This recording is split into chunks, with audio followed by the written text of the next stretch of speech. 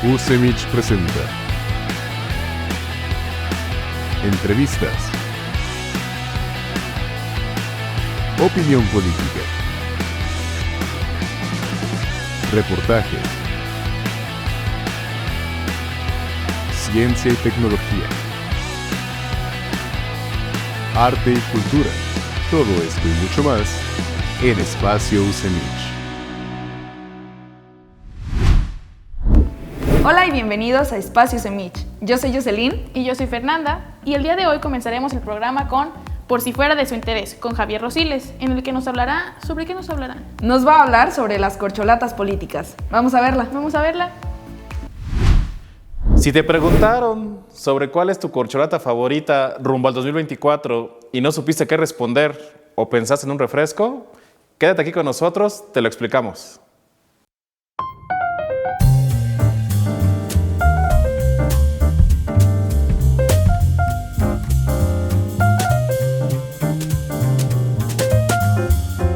¿Qué tal? ¿Cómo están? Oigan, ¿ya vieron lo que pasó? ¿Saben qué? Déjenme les cuento mi opinión. 3, 2, 1.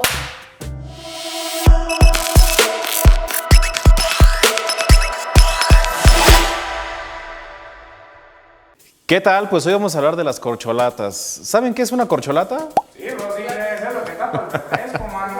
Estaba mi día en ese concurso de aquella famosa refresco de cola. Fíjense que en el tema político hay una cosa que antes, no sé si lo han escuchado, ustedes son muy jóvenes a lo mejor, por lo menos los que están aquí en el staff, ¿no? Sí, le diría, estoy renco, mano. ¿No escucharon hablar de los tapados? Les debo mi dinero y mi ¿Quién era el tapado? ¿Se acuerdan de eso? ¿De quién? De los tapados.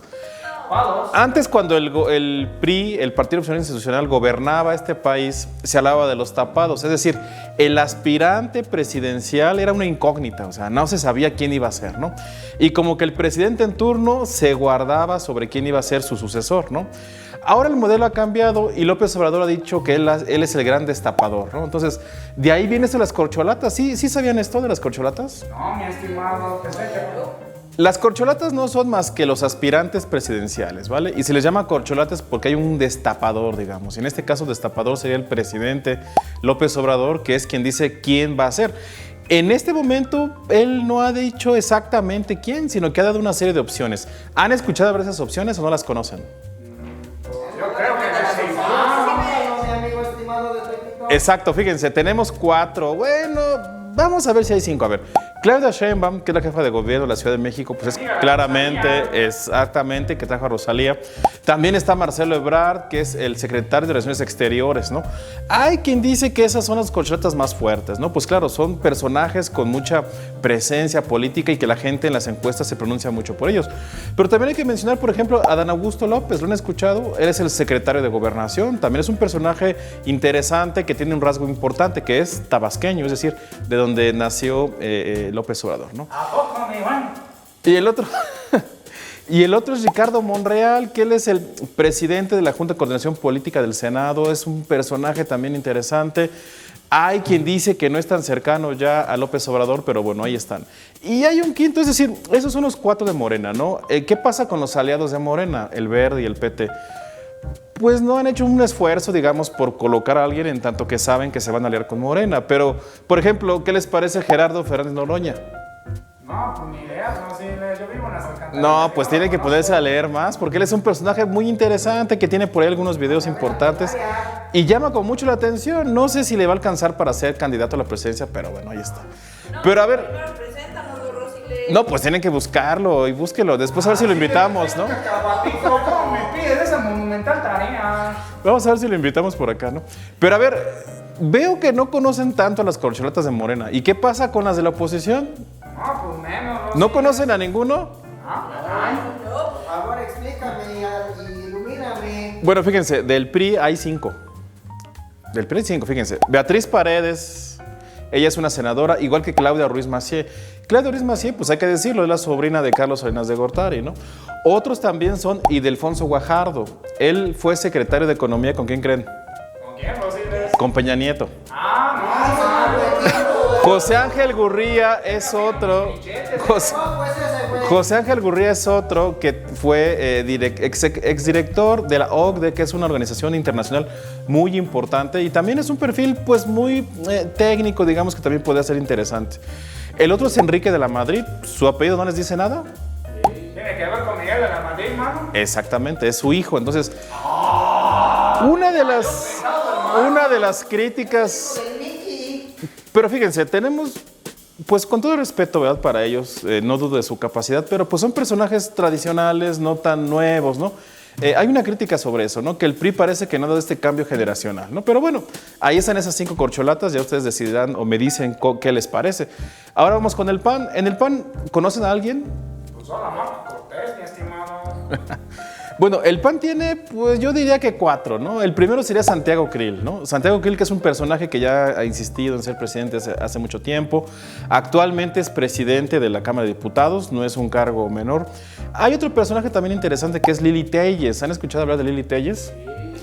Lili Téllez tiene la ventaja de que fue una reportera, que López Obrador la animó, la metió a política, pero ¿qué creen? Pues que la acabó traicionando y ahora está con el PAN. Es un perfil que puede llamar la atención porque pues se comunica bastante bien, ¿no? Así como aquí nosotros, ¿no? Pero es un discurso bastante fuerte, ¿no? Entonces, también busquen a ver lo que dice ahí Lili Téllez, ¿no? Hay otros personajes que se llaman Carlos Romero Hicks, por ejemplo, que es un diputado federal, y también Francisco García Cabeza de Vaca. Él fue gobernador de Tamaulipas. ¡Ah! Sí lo conocemos, mi estimado. El problema... Sí, muy sonado. El problema con él es que seguramente han escuchado de él pues por cuestiones que tienen que ver con la justicia, ¿no? Así que, pues bueno. Sí, claro, mi amigo. Pero cada quien. Para ir cerrando con los personajes, a ver, por el PRD, ¿quién está? El PRD es un partido que todavía existe, ¿no? Todavía existe, es un partido También existe, entre pequeño y mediano, pero fíjense que del PRD está Miguel Ángel Mancera. ¿Se acuerdan de Miguel Ángel Mancera? Él fue jefe de gobierno de la Ciudad de México, tuvo este problema ahí con la ciudad, no sé qué tan bien gobernó, tiene opiniones encontradas, pero bueno, él es uno. Y el otro seguramente sí lo conocen y si no estarían reprobados en política. El exgobernador de Michoacán, ¿quién es? Silvano Aureoles Conejo. Él también es un aspirante. ¿Sale? Y para cerrar esta lista, ¿no? Bueno, está Demetrio Sodi, que él fue alcalde de Miguel Hidalgo. Ahorita no está estrictamente hablando afiliado a un partido, pero es otro de los personajes. Y hay otro que está interesante, que es Gustavo de Hoyos. Gustavo de Hoyos es un empresario, ¿no? Un empresario, pues, diríamos importante. Gustavo de Hoyos a lo mejor intenta ser un personaje distinto a los políticos tradicionales, ¿no? ¿Qué les parecería un personaje así tan distinto, no? Pues debería ser una buena opción, pero ya veremos en las elecciones. Pero ni siquiera han oído hablar de él, pero bueno, o sea, ahí la ventaja me parece que es de los políticos profesionales, ¿no? Y para cerrar, pues nos falta Movimiento Ciudadano, ¿no? Movimiento Ciudadano es un partido que está jugando como solo. En las elecciones del Estado de México no fue en alianza, decidió retirar a su candidato. Entonces, es un partido que está interesante y que gobierna estados importantes. Justamente de ahí derivan sus 3 corcholatas, ¿no? La primera es Samuel García, ¿se acuerdan del Fosfo, no? Sí. Gobernador de Nuevo León. También es el niño que está en el video. Pues nadie creía que ganara Nuevo León y acabó siendo gobernador, así que yo no lo descartaría, ¿no? También está Enrique Alfaro, que es el gobernador de Jalisco, que también es un personaje bastante interesante. Ese hermano tiene ideas muy brillantes que se reflejan en su cabeza, man. Yo quisiera destacar el caso de Luis Donaldo Colosio Riojas, que es... ¿Le suena el apellido Colosio? Sí. Claro que sí. Está relacionado con el candidato Colosio. Hay quien dice, exactamente, su padre fue, exacto, que lo asesinaron. Me parece que podría ser como una especie del Cid Campeador, es decir, que con este apellido de su papá que ya está muerto, pero que era un político pues reconocido, ¿no? Un político que era reconocido, pudiera tener ahí varias opciones para ganar, ¿no? Entonces, bueno, pues esa es la lista de las corcholatas, de los aspirantes presidenciales, ¿no?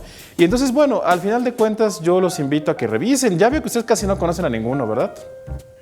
Ya más o menos me doy idea así de esperar, ¿no? De acuerdo con las encuestas, los más conocidos pues son los de Morena, ¿no? Que son los que más han estado haciendo campaña, trabajo territorial, ¿no?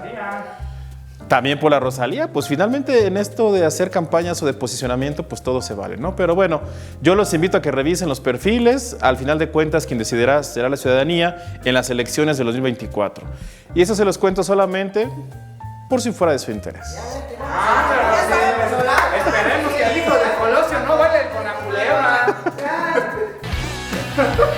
No le cambies. Sigue disfrutando de Espacio Ucenich. Continuamos con más Espacio Ucenich. Regresamos del corte y ahora vamos con Deportes Ucenich. Oye, Fer, ¿tú utilizas el gimnasio de la uni? Claro que sí, de ahí vengo, tengo el pelo mojado todavía. Bueno, si nos cuentas, ¿qué vamos a ver hoy? Bueno, hoy vamos a ver ejercicios drop set. Vamos a ver de qué tratan. Vamos a ver. Hola, bienvenido una vez más a Deportes Ucenich.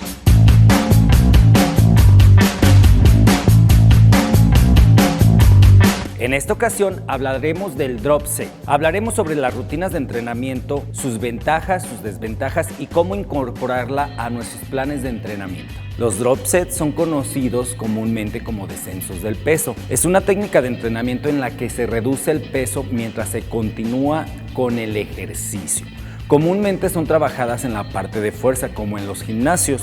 Se hace después del fallo cada uno de estos ejercicios, de lo más pesado a lo más liviano. Comúnmente se trabaja descendiendo hasta el fallo, reduciendo el peso hasta volver a fallar. Por ejemplo, un press de banca que se trabaja de lo más pesado, 205 libras, se hace un fallo hasta de 8 a 12 repeticiones. Después tienes que bajar lo que es el pesaje, ahí también tienes que trabajar las repeticiones hasta un fallo y después de ahí en adelante tenemos que trabajar siempre a hacer 4 reps. Comúnmente este tipo de entrenamiento lo trabajamos dentro de los gimnasios, dentro de las partes de fuerza.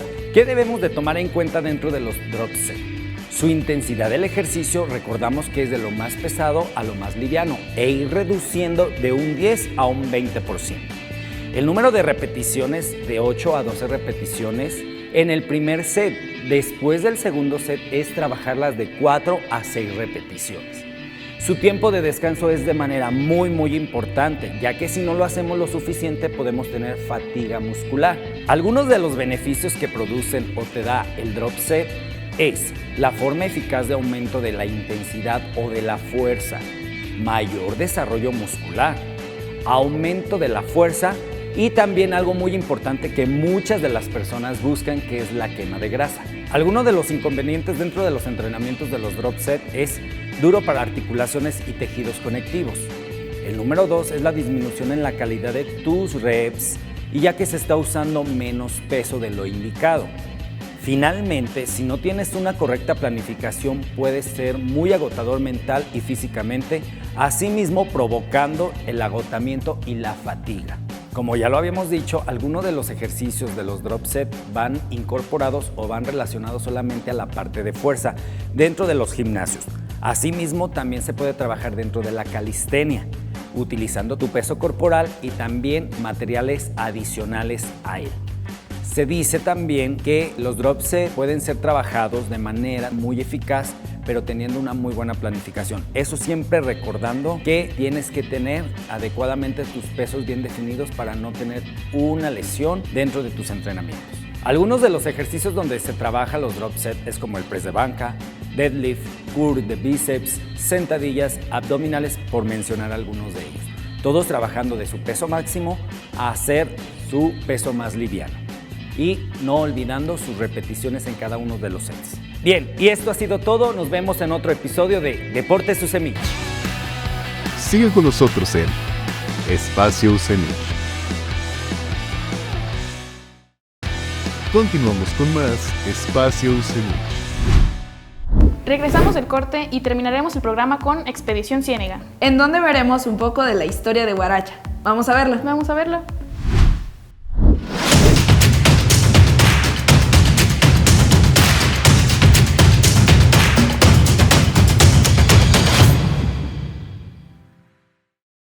Hola, buenas tardes. Me encuentro en otro episodio de Expedición Ciénega y vamos a iniciar una serie especial de 3 episodios donde vamos a conocer la hacienda de Huaracha, una de las haciendas más poderosas que hubo en la región ciénega de Chapala, y el día de hoy vamos a iniciar con lo que fue la Casa Grande y parte de la capilla. Vamos a conocer los interiores y algunas de las instalaciones que formaron parte de la sección principal de la hacienda. Acompáñenme.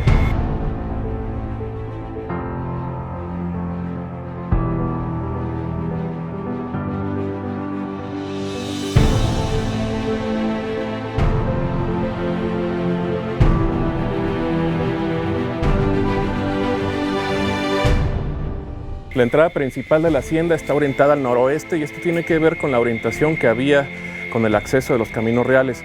Este espacio de acceso nos lleva también a lo que era el antiguo ingenio y la fábrica de alcohol de San Ignacio.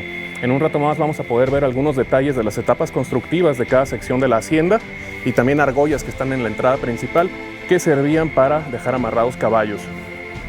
La hacienda en términos arquitectónicos tiene una serie de reminiscencias afrancesadas, sobre todo porque la etapa de mayor apogeo se dio a la par que el Porfiriato. Como pueden ver, hay algunas áreas que requieren algo de mantenimiento, pero la hacienda mantiene ese esplendor y esa magnificencia que tenía de antaño. En la parte izquierda tenemos lo que es la capilla y también el trabajo de cantera de estos espacios viene a ser muy interesante de analizarlo. Existe una escalera que permite subir a lo que es el campanario y por la parte de afuera, lo podremos ver en un rato más, se encuentra también el jardín y algunas de las áreas que aparecen en los planos originales de la hacienda y que nos sirven para entender parte de la disposición de la planta principal.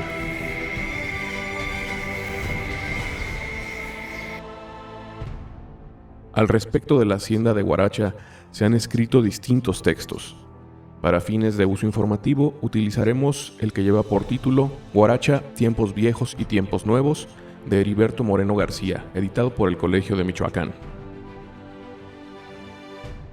Como pueden ver, tiene una fecha que indica octubre 31 de 1891, que es cuando se completó esta torre que estamos viendo por acá. Actualmente el acceso está clausurado. Podemos ver cómo se encontraban la escalera de tipo caracol para ir subiendo. Se ven los espacios donde entraba cada uno de los peldaños para poder llegar hasta la parte alta. Debido a la antigüedad que tiene, pues ya no se conserva y no se tiene el acceso hacia allá. Sin embargo, pues toda la estructura está todavía completa. Debido a su antigüedad, la hacienda ha tenido diferentes procesos de restauración. En algunos casos, los techos han sido atendidos para subsanar los daños que reciben debido a los temporales. Actualmente es la sede del Centro de Bachillerato Tecnológico y Agropecuario número 236.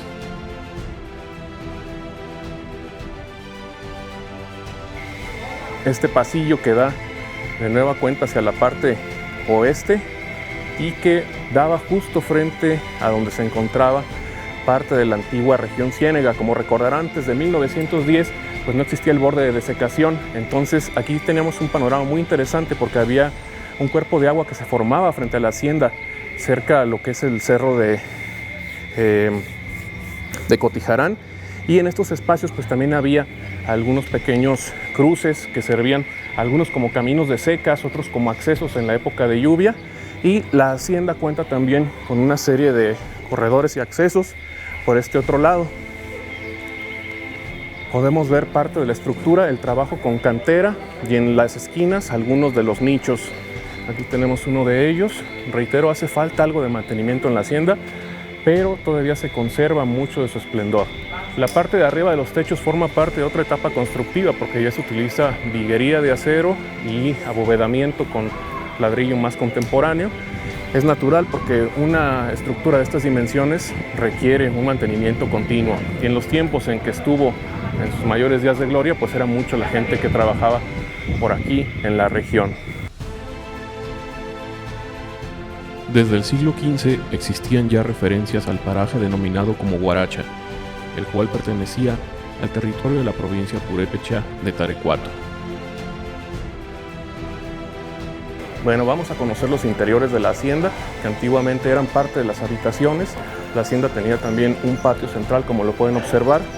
Ya está, digamos, cambiado el aspecto original, pero nos podemos dar mucha idea de las dimensiones. La hacienda de Huaracha marcó gran parte del destino de la región ciénega de Chapala, sobre todo por la gran extensión de terrenos que ésta poseía y los procesos que ahí se llevaban a cabo.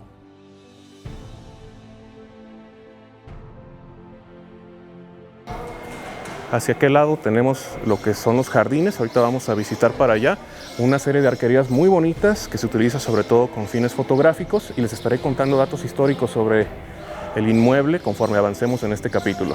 Vamos para acá.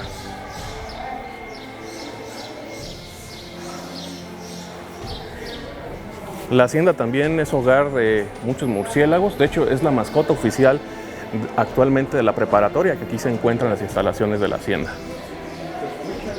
Sí, podemos escucharlos. Ahí en la parte de arriba se escuchan los chillidos de los murciélagos.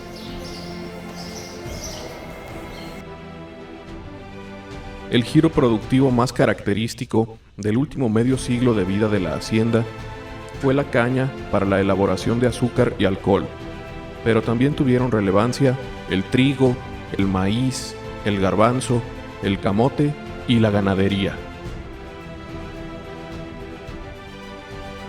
Ahora nos encontramos en otra parte de los interiores, una sección que corresponde a la arquería externa y un pequeño jardín que se encontraba en la parte noreste de la hacienda.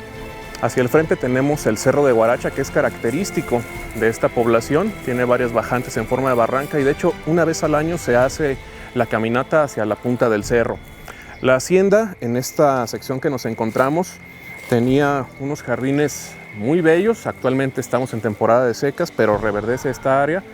Y esta arquería es muy utilizada también para tomar fotografías por quinceañeras, por visitantes, etc. Se alcanza a percibir hacia la parte del fondo una sección que hace algunos años perdió parte del techo aquí en la hacienda, pero se conservan todavía los remates en punta en cada una de las puertas, el trabajo de cantera.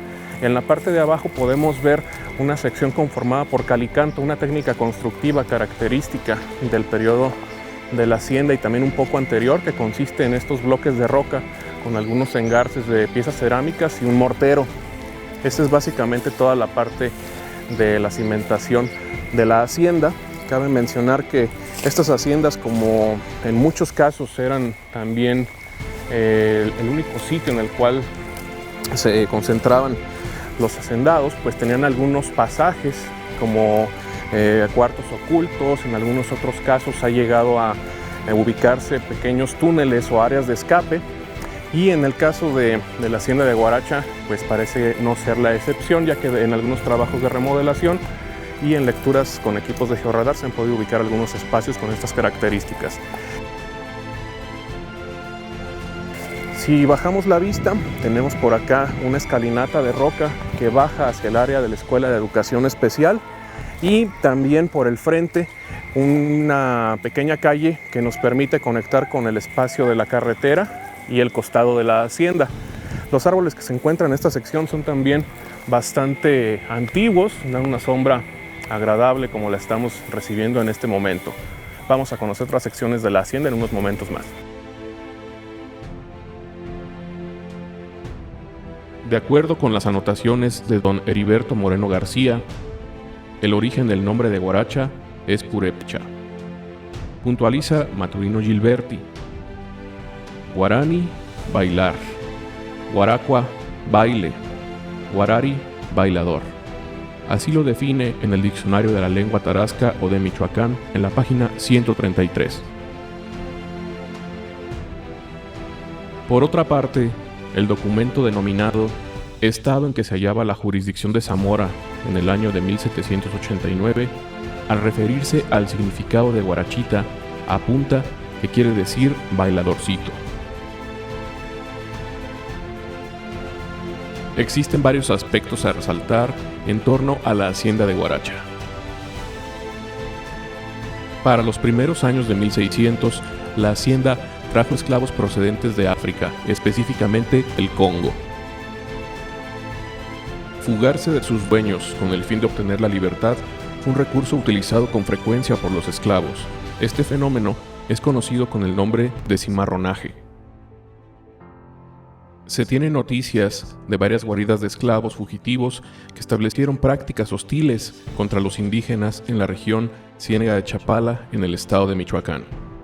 Por ejemplo, en la Alcaldía Mayor de Zamora, en el año de 1607, las autoridades recibían frecuentes quejas de parte de los indígenas de los pueblos cercanos a la hacienda de Guaracha por los continuos robos que perpetraban los cimarrones. El intercambio genético y cultural todavía se encuentra presente en la región. Sobre todo permanece vivo a través de manifestaciones del patrimonio cultural inmaterial como lo es la danza de los negros en Jiquilpan y en Totolán. La hacienda de Guaracha tuvo múltiples dueños a lo largo de los años. Para 1790, el dueño de la hacienda era don Victorino Jasso. Se tienen noticias de que en aquellos años el legendario bandolero Martín Toscano operaba en la región y llevó a cabo un asalto y decomisos en alrededores de la hacienda de Huaracha. Los años transcurrieron y también los cambios en los dueños de la hacienda. Hacia la década de 1880, el dueño fue Diego Moreno Leñero. Su medio hermano, don Ignacio Moreno, fue su más firme apoyo en la tarea de levantar e impulsar la actividad en la hacienda de Huaracha y sus dependencias. Para 1885, junto con sus tierras de cultivo y de pastoreo, las posesiones de los Moreno también contaban con buenas extensiones arboladas en los cerros. Para 1892 llegó del extranjero magnífica maquinaria para el ingenio de azúcar y de alcohol de San Ignacio. Esta maquinaria estaba accionada por vapor. Cuando visitamos haciendas o construcciones antiguas, es muy frecuente que podamos localizar algunas rocas donde se encuentran fechas de las fases constructivas. Como en este caso tenemos esta roca de aquí que forma parte del muro y vemos que tiene la fecha de 1851. Esto se refiere a la fecha en que se terminó esta fase constructiva de la hacienda, que es parte del exterior y los muros que daban hacia el frente de la hacienda. Hace unos momentos vimos con la toma de dron otra fecha que decía 1853 en la terminación de la torre. Así como estas, es posible que haya algunas otras rocas con fechas alrededor de la hacienda. Si quien está viendo el programa conoce la ubicación de otra fecha en la hacienda de Huaracha, que nos la comparta por favor. A partir del nacimiento del ejido y de diversos procesos políticos hacia la década de 1930, comenzó la debacle de la hacienda. Posteriormente, se instaló la Escuela Práctica de Agricultura en lo que otrora fuera la Casa Grande de la Hacienda. De igual manera, se suspendió el culto religioso en la capilla de la ex hacienda, comenzando a dejar atrás los tiempos de gloria de Huaracha.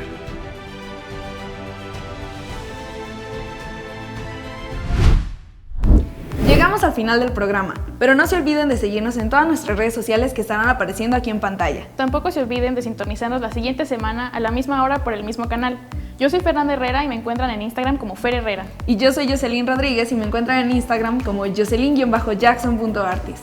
Y esto fue Espacio Semich.